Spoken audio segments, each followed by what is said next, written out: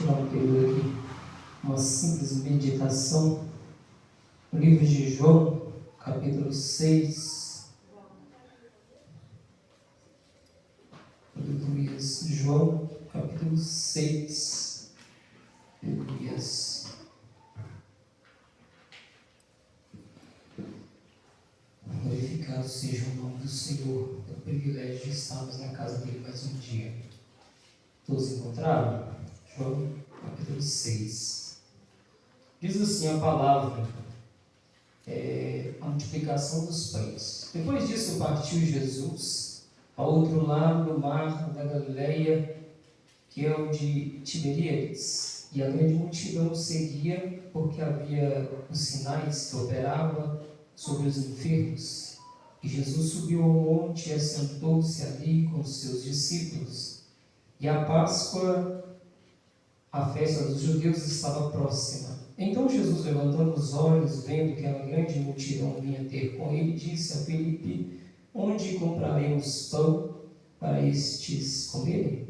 Mas dizia isto para o experimentar, porque ele bem sabia o que havia de fazer. Filipe respondeu-lhe: 200 dinheiros de pão não lhes bastarão para que cada um deles tome um pouco. E um dos seus discípulos, André, irmão de Simão, Pedro, disse-lhes: está aqui um rapaz que tem 5 pães de cevada e 2 peixinhos, mas que é isto para tantos? Eu leria até o 13, mas não vou ler. A gente vai dar continuidade. Quando nós vemos essa palavra, queridos, os irmãos são muito conhecedores dela. Eu até estava um dia conversando com a minha esposa, queria preparar esse texto para pregar, mas surgiu a oportunidade de falar um pouco sobre ele nesta noite. Então nós vamos falar o que se refere a ensinamento. Jesus, no seu ministério, dos 30 aos 33 anos, a própria palavra diz que, se fosse enumerar os milagres que o Senhor fez, a Bíblia não seria, não haveria livros para colocar tantos milagres. E este é um dos milagres, me parece que são 3 ou 2, me falha a memória agora, mas este especificamente é um dos milagres que está nos 4 livros: Mateus, Marcos, Lucas e João. E é um dos milagres de operação de maravilhas, um dos milagres de poder do Senhor.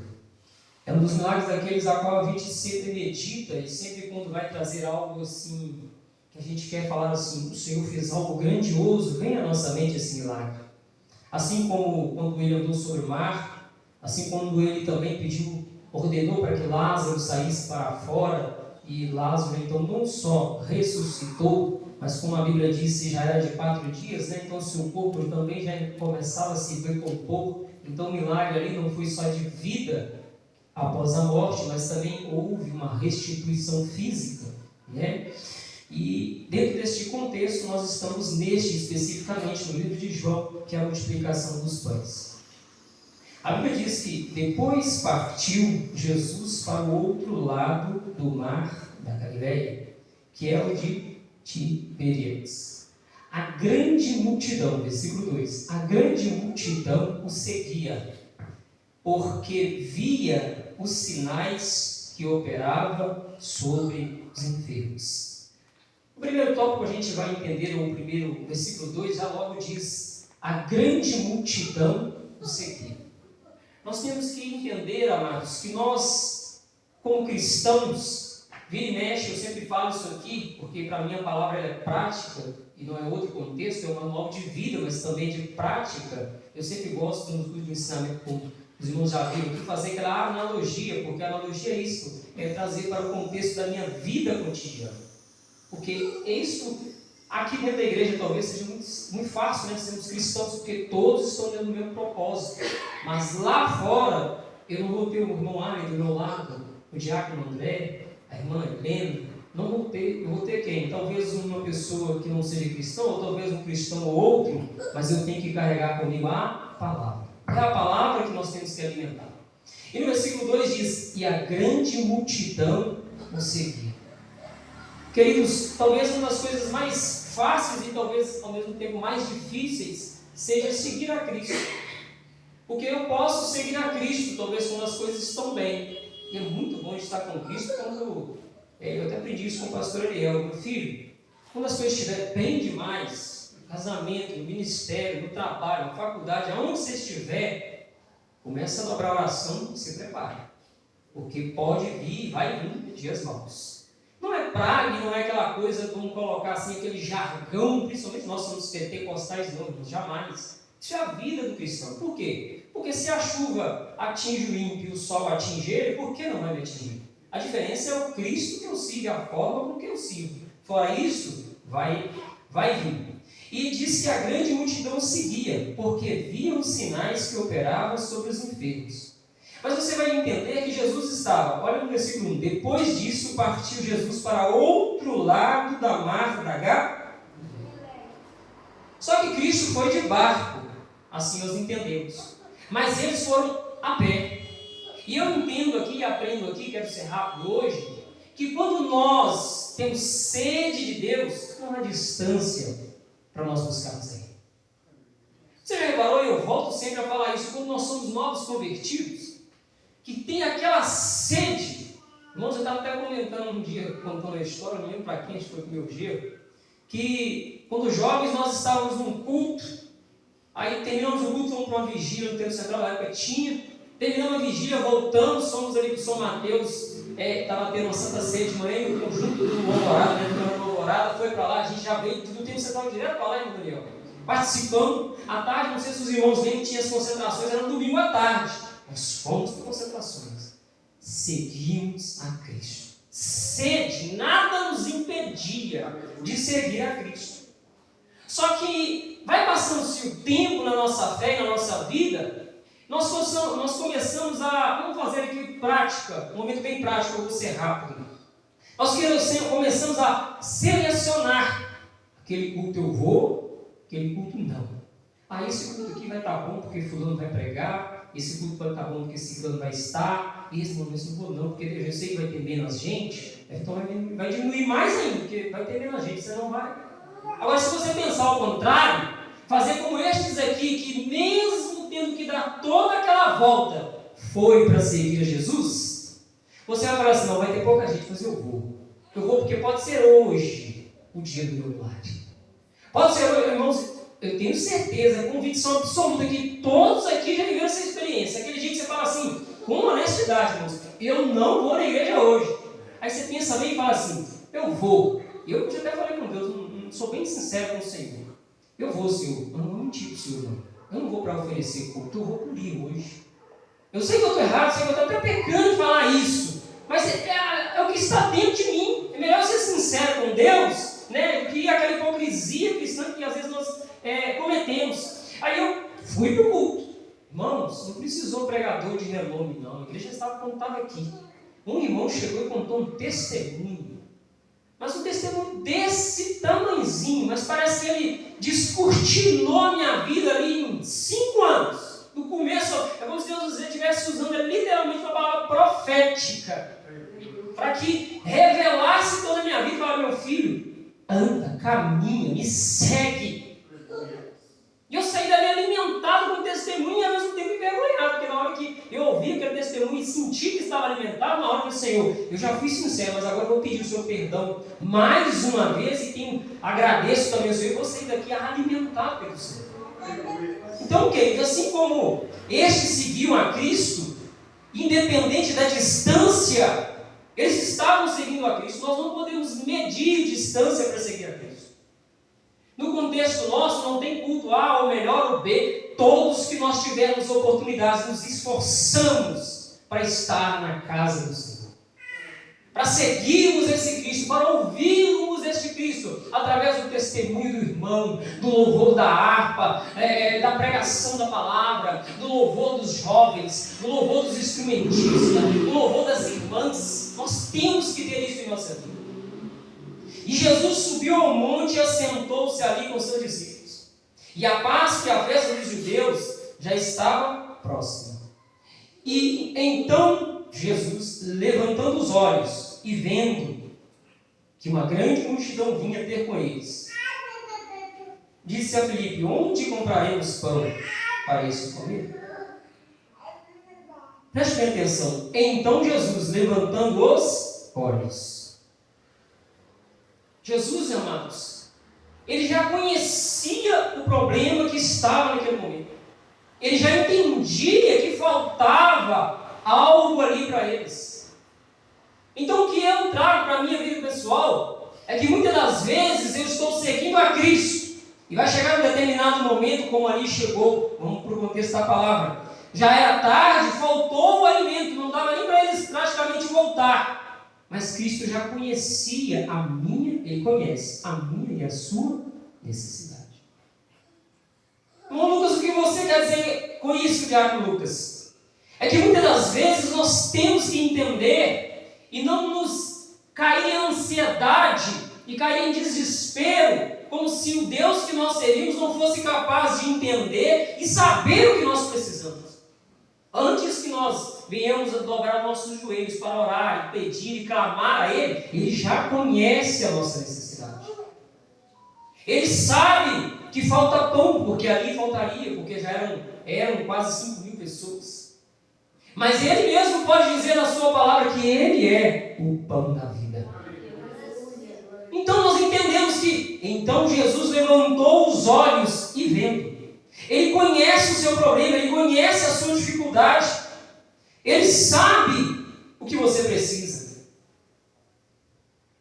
Ele vai dizer: onde compraremos pão para estes comer? Mas dizia isto para experimentar, porque ele bem sabia o que havia de fazer. Ele perguntou para Filipe. E por que ele perguntou para Filipe? A Bíblia está dizendo, porque Jesus queria experimentar. Porque ele bem sabia o que havia de fazer.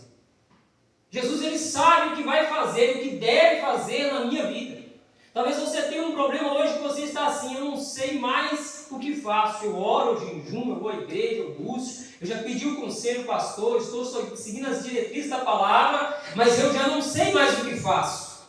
Mas Jesus sabia o que havia de fazer. Basta você entregar nas mãos dele, porque ele sabe o que tem que ser feito, o que vai ser feito e como deve ser feito. Então nós temos que ter a convicção que ele está vendo o meu problema e ele sabe o que fazer com o meu problema.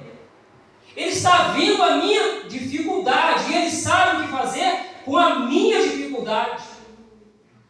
Porque às vezes, irmãos, nós vamos querer ensinar a Deus, né? Nós temos esse hábito de dar aquela ajudinha, só que quando a gente quer dar uma ajudinha, na verdade, nós estamos tentando ensinar a Deus. Mas como é que eu vou ensinar alguém? No próprio livro de Jó fala, né? Onde eu estavas? Onde tu estavas, Jó? Como é que eu vou aconselhar a Deus? Como é que eu vou dizer a Deus, faz assim? No dia eu estava meditando essa palavra de Jesus, a gente infelizmente acaba cometendo, nós somos no culto de ensino, esse erro quando nós estamos orando, irmão. Você já reparou? A gente começa a ver, se o Senhor tocar no coração, quando tocar no coração do irmão Ali, vai acontecer. Se eu tocar no coração do diácono Lucas, vai acontecer. Para você é assim, né? Mas para Deus não. Os irmãos estão falando, eu estou vendo isso aqui, veio um testemunho à mente, essa semana eu vi, um pastor sobre missão, ele orando a Deus e precisava mandar um missionário para o campo. E ele orando a Deus, Deus falou com ele de madrugada: manda fulano. Aí dizia que falou assim: mando não, Deus. E acontece jeito, Deus, mando não. Manda fulano, mando não, Senhor. Esse aí só, eu já mandei em 3 lugares, não deu certo, só me deu problema. Aí dizia que continuou orando, jejuando, buscou a Deus de novo. Deus falou: manda fulano. Ele falou: não vou mandar assim. O Senhor me desculpa, desobediente, ele não vai dar certo. Aí ele falou assim: não, tudo bem, já que o Senhor quer que eu mando, eu vou fazer uma prova. Eu vou marcar uma união com ele. E eu sei que ele só chega atrasado, então eu vou marcar 7 e vou chegar 6. Que ele não vai dar certo. Se eu chegar e ele estiver lá, amém. Aí disse que ele não foi, como se diz, atrevido com Deus, foi e preparou, chegou assim. Só que quando ele chegou assim, irmãos, sabe quem estava lá? O rapaz. E aí quando ele foi falar com ele, ele falou assim: irmão, eu estava orando ao Senhor para enviar um missionário para o campo em tal lugar, porque já mandei uns lá, ninguém deu certo, e Deus falou que é o Senhor. Eu não vou mentir para o Senhor, não. Eu não quero te mandar, não. Mas eu fiz um propósito com Deus e Deus falou que você ia estar aqui. Senhor, pastor, pode ficar tranquilo. De madrugada, Deus também me acordou e falou que era para mim estar aqui às 5. Entendeu? Irmãos, não tem como. Deus sabe o que fazer. Deus sabe, Ele conhece a nossa cidade, Ele sabe o que fazer. Então não adianta nós queremos ensinar a Deus, simplesmente temos que orar, seguir a Ele, crer que Ele vai ver o nosso problema e Ele vai nos direcionar, ou seja, Ele sabe o que Ele vai fazer de melhor para mim e para você. Simplesmente temos que segui-lo e crer que a bênção vai vir dele. O texto vai falar sobre isso. No versículo 6, eu acabei de dizer, mas dizia isto para o experimentar, porque ele bem sabia o que havia de fazer. Filipe respondeu-lhe: 200 dinheiros de pão não lhe serão bastante, para que cada um deles tome um pouco. 200 não lhe serão bastante. Vou rapidamente aqui. Filipe estava confiando no que ele tinha, ou seja, ele já tinha pouco e ele ainda nem tinha apresentado, eles ainda não tinham apresentado, mas ele fez uma suposição: nem se nós tivéssemos, seria possível. Só que quando Filipe mostra isso, e Jesus falou que era para o experimentar, provavelmente, é uma conjectura, Jesus conhecia o coração do discípulo dele e conhecia o estado de Filipe, como ele era. Jesus então estava tentando passar Filipe por um processo aqui, em João relata isso, de aprendizado com ele. E nós não podemos confiar, amados, no que nós temos. Nós não podemos confiar, se talvez eu orar mais somente. Sim, nós temos que orar à medida que nós semearmos, nós colheremos. Mas não basta o que nós temos ou o que nós fazemos. Nós temos que ter a convicção de que o que nós temos ou o que nós fazemos depende inteiramente do dono do milagre, que é Cristo. Se eu e você, por mais que nós buscamos, por mais que nós tenhamos busca no Senhor, não entendermos que nós temos que confiar no Senhor, nada vai acontecer. E quando ele diz, não lhe bastarão, Filipe está deixando bem claro que ele está confiando naquilo que fosse quantidade. Talvez para Filipe, se tivesse ali, ele falou, vamos voltar ao texto, 200 dinheiros, se tivesse, eu não sei qual a moeda da época, 1000, talvez para eles não daria. Daria tempo até de ir correndo, buscar e trazer, e nós alimentaríamos esta multidão. Só que aí você confiaria na sua força, na sua, como eu posso dizer, providência, e não na divina. No verso 8 diz: um dos seus discípulos, André, irmão, e Simão Pedro, disse-lhes: está aqui um rapaz que tem 5 pães de cevada e 2 peixinhos. Mas que é isto para tantos? Eu amo este versículo 9, porque primeiro havia alguém que tinha algo. Então, irmãos, mesmo que você tenha pouco, sempre tenha algo de Deus na sua vida. Irmão Lucas, por quê? O Senhor falou que é pouco, mas o pouco nós vamos aprender aqui agora, que o pouco comigo, na minha mão, é isto. Na mão de Cristo, é isto. O pouco na minha mão, irmãos, é pouco mesmo, mas quando o pouco que eu tenho está em Cristo, na mão de Cristo, o que eu sou vaso dele, instrumento dele, deixa de ser pouco.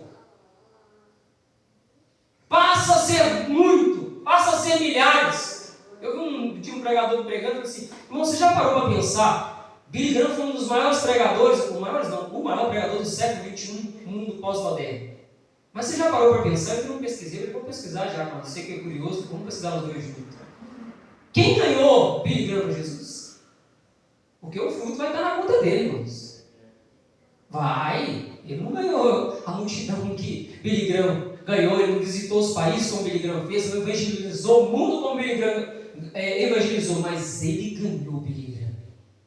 O pouco que você tem, parece pouco, mas com Cristo é um milagre para 5.000 pessoas. Nós temos que entender que o que nós temos talvez parece pouco aos nossos olhos, mas quando Cristo põe a mão, irmãos, aleluia, há multiplicação de pães, há multiplicação de peixes. o rapaz tinha algo. Então nós entendemos e aprendemos que nós temos que ter algo de Deus em nossas vidas. Não podemos ser vazios, seguidores vazios, não. Nós temos que ser seguidores cheios do Espírito Santo. Talvez você na sua mente ache, a minha fé é pequena. Sim, a sua fé pode ser pequena, a minha fé pode ser pequena. Mas se eu aplicar a minha fé pequena num Deus grande, Criador do universo, meu Deus! Quantos avivamentos surgiram com homens pequenos em lugares distantes, em vilarejos talvez que ninguém desse nada, mas impactaram a nação. John Wesley, um dos maiores evangelistas do século XVIII, tinha 1,65 m, andou talvez sua vida toda a cavalo, no final da sua vida não adquiriu bens nenhum, mas ficou para a história da igreja como heróis da fé. Ele não começou grande, irmãos. O seu ministério terminou grande, mas ele começou com pouco, mas o milagre de Deus na sua vida o encheu. E disse Jesus: mandai assentar os homens. Isso aqui fala, eu vou ser rápido, de que nós temos que confiar no Senhor. Uma aplicação pessoal e rápida.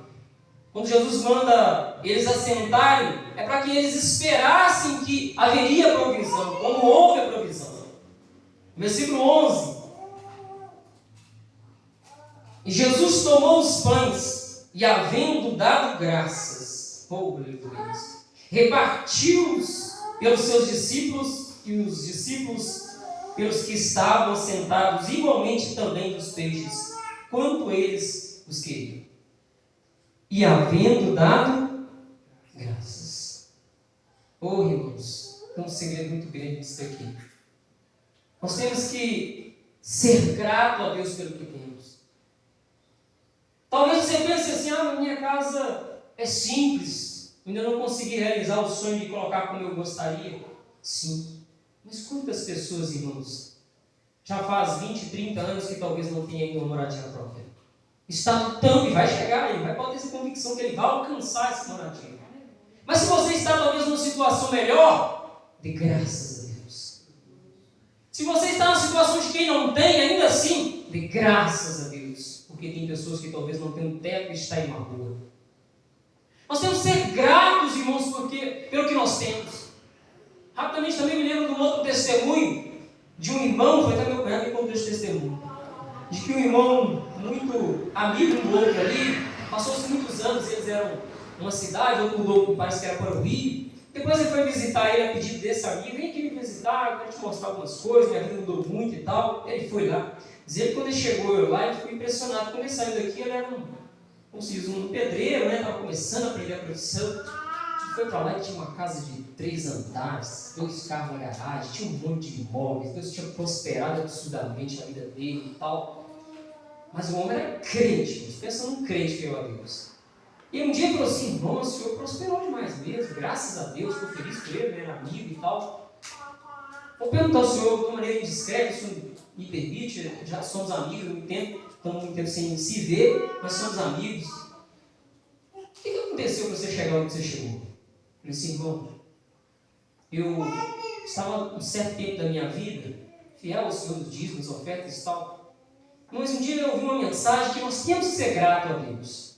Eu tinha um carrinho velho, na época era toca-fita, né, que a gente colocava assim, no testemunho dele. Até que arrumou um toca-fita que só cantava aquela música fugiu a memória aqui, da Batista Lagoinha, te agradeço. Dizer que aquela toca-fita só tocava aquele hino, não podia tocar mais. Se é para ser grato, vai ser grato assim. Dizer que Deus preparou, no meu carro só vai tocar esse hino. Ele ia para a construção civil, tocando, te agradeço. Voltava, te agradeço. Na igreja, dava oportunidade para ele, te agradeço. E ele foi indo, te agradeço, te agradeço, te agradeço. E Deus, irmãos, começou a mudar a história, a forma na vida dele, material, espiritual, tudo na vida dele. Ele não enriqueceu só no sentido financeiro, mas no ministério, ele agregou, passou também a trabalhar na obra do Senhor. Porque temos que ser gratos. O próprio Cristo está ensinando. E havendo dado graças, repartiu pelos discípulos. Aleluia.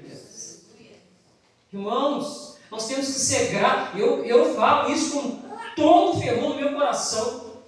De onde Deus, irmãos, talvez pareça até, eu sempre falo jargão, mas não é, irmão, é fervor no coração, é gratidão que Deus fez e faz por mim todos os dias. Ai de mim, se não fosse o amor de Deus.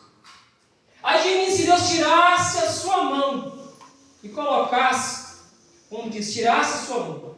Eu nem sei onde eu estaria, na verdade eu sei, né? Vou nem falar, né? Eu estaria com Cristo. Porque, irmãos, sermos gratos a Deus é reconhecer que não é o que nós temos, A, B, C, não. É o Deus que provê para nós. Ou seja, eu sou grato não só pelo que eu tenho, mas pelo Deus que eu sirvo. Que independente do que eu tenha, eu vou apresentar a Ele e ser grato ao Senhor. Eu não vou estender, amados. Podemos aprofundar mais em cada texto, mas o tempo não nos é permitido. E no versículo 13 diz: recolheram-nos, pois, e encheram os 12 cestos. Deus ele vai nos conceder uma provisão tão grande, amados. E aí vai nós sermos gratos. Que Deus não nos dá provisão somente para um dia. É bem verdade que Deus nos dá uma provisão para um dia no sentido de fé. Para que nós não nos apegamos, justamente, não façamos apegar a isso. Mas Ele vai, simbolicamente, representa que recolherão pois e encheram os 12 cestos de pedaços de 5 pães de cevada e sobejaram os que haviam comido. Ele vai nos abençoar os 12 meses do ano da nossa vida. Amém? O Senhor vai multiplicar e tem multiplicado em nome de Jesus. Vamos ficar só com essa meditação, irmãos, de uma maneira simples, essa quarta-feira, mas que nós devemos nos alimentar. A Bíblia diz que a fé vem pelo ouvir e ouvir a palavra de Deus.